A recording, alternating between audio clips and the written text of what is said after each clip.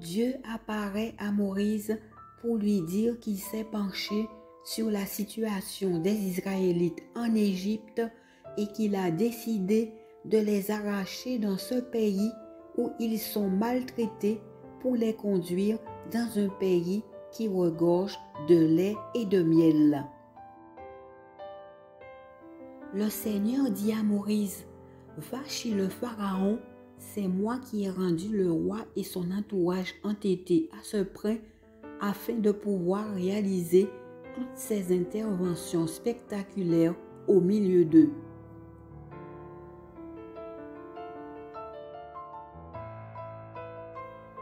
Ainsi, tu pourras raconter à tes enfants et à tes petits-enfants comment j'ai traité les Égyptiens en accomplissant toutes ces interventions dans leur pays.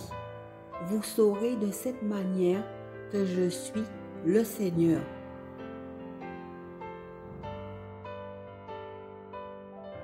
Neuvième fléau, l'obscurité dans tout le pays d'Égypte. Livre d'Exode, chapitre 10, versets 21 à 29.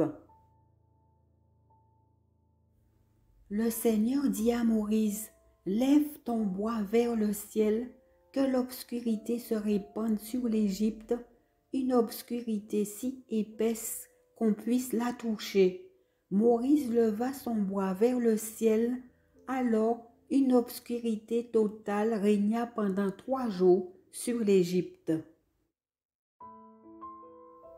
Durant ces 3 jours, les Égyptiens furent incapables de se voir les uns les autres, si bien que personne ne bougea de chez soi. Par contre, il faisait clair dans la région où les Israélites habitaient.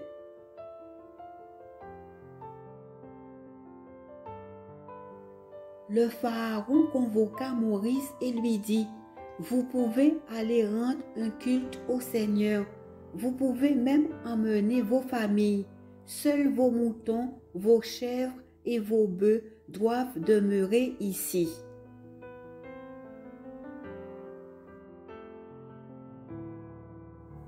Pas du tout, déclara Moïse.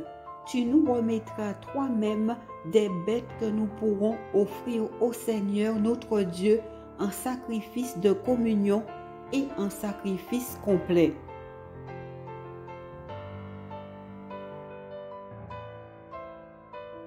En plus, nous amènerons nos troupeaux, pas une seule de nos bêtes ne restera ici. Nous devrons aussi en offrir un certain nombre au Seigneur notre Dieu, mais nous ne saurons pas lesquels avant d'être arrivés sur place.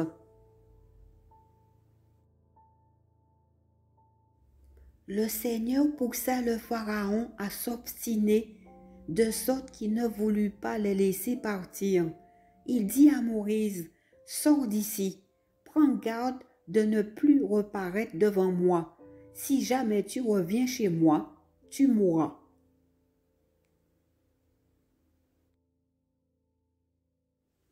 Bien, répondit Moïse, comme tu l'as dit, je ne paraîtrai plus devant toi.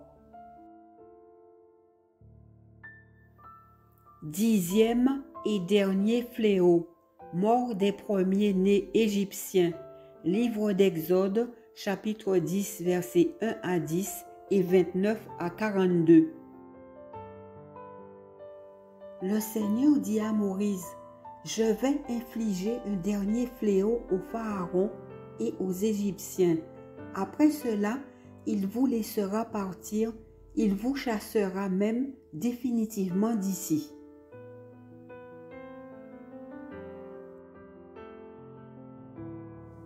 Parle donc aux Israélites que chaque homme demande à son voisin, chaque femme à sa voisine, des objets d'or ou d'argent.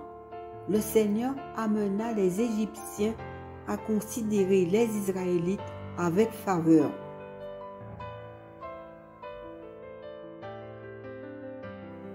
D'ailleurs, Moïse lui-même était un personnage très respecté en Égypte, tant par l'entourage du Pharaon que par la population.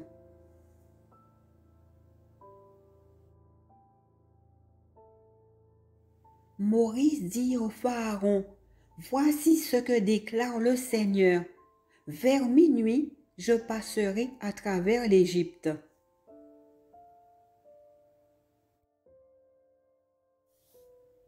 Tous les premiers-nés de ce pays vont mourir, aussi bien ton fils aîné à toi qui règne, que le fils aîné de la servante qui moud le blé, et que les premiers-nés du bétail.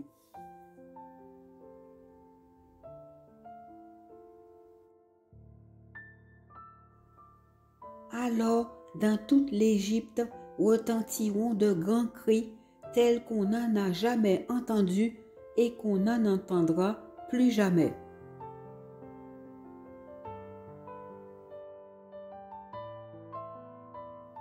Mais chez les Israélites, on n'entendra même pas un chien gronder contre un homme ou une bête.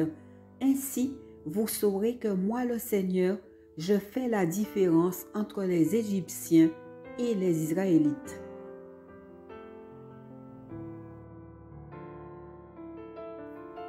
À ce moment-là, continua Moïse, tous les gens de ton entourage que voici viendront se jeter à genoux devant moi et me diront, allez-vous-en, toi et ton peuple. Je m'en irai aussitôt. Et Moïse, très en colère, sortit de chez le Pharaon. Le Seigneur lui dit encore, si le Pharaon ne veut pas vous écouter, c'est pour que je puisse multiplier mes prodiges dans son pays.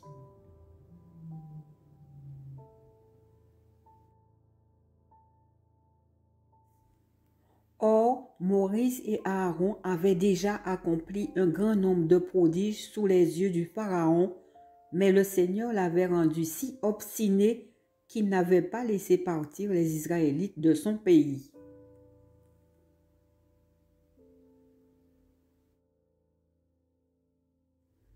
Au milieu de la nuit, le Seigneur fit mourir tous les premiers-nés d'Égypte, aussi bien le fils aîné du Pharaon, roi d'Égypte, que le fils aîné du captif enfermé dans la prison, et que les premiers-nés du bétail.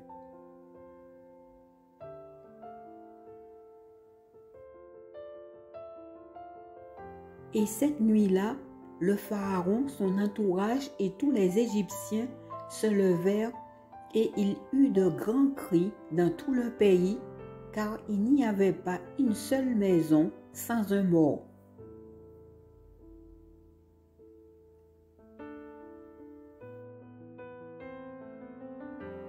Le Pharaon, en pleine nuit, convoqua Moïse et Aaron et leur dit, « Quittez mon pays, partez vous et vos Israélites, allez rendre un culte au Seigneur comme vous l'avez demandé, prenez même tout votre bétail comme vous l'avez dit et allez-vous-en. Et puis, demandez à votre Dieu de me bénir. » Les Égyptiens, croyant qu'ils allaient tous mourir, poussèrent les Israélites à quitter rapidement leur pays.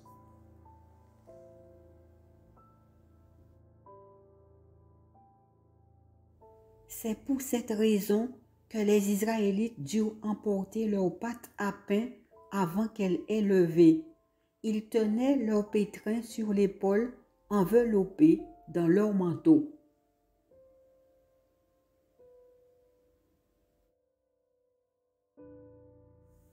Les Israélites avaient fait ce que Moïse leur avait dit. Ils avaient demandé aux Égyptiens des objets d'or et d'argent et des vêtements.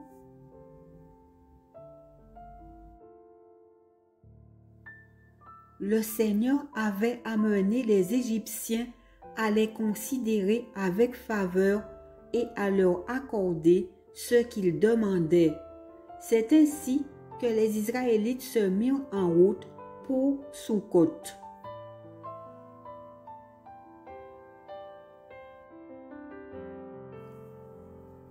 Ils étaient environ 600 000 hommes, sans compter les femmes, les enfants et les vieillards.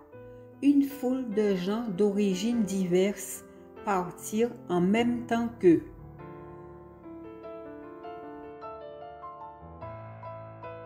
Les moutons, chèvres et bœufs formaient des troupeaux considérables. Pour cuire la pâte à pain qu'ils avaient emportée d'Égypte, ils confectionnèrent des galettes plates.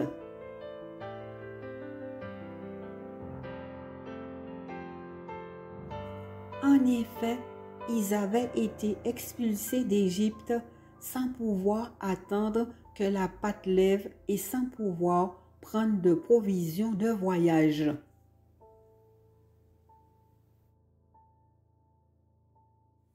Le peuple d'Israël avait séjourné 430 ans en Égypte. Au bout de ces 430 ans, en ce jour mémorable, le peuple du Seigneur sortit d'Égypte en bon ordre.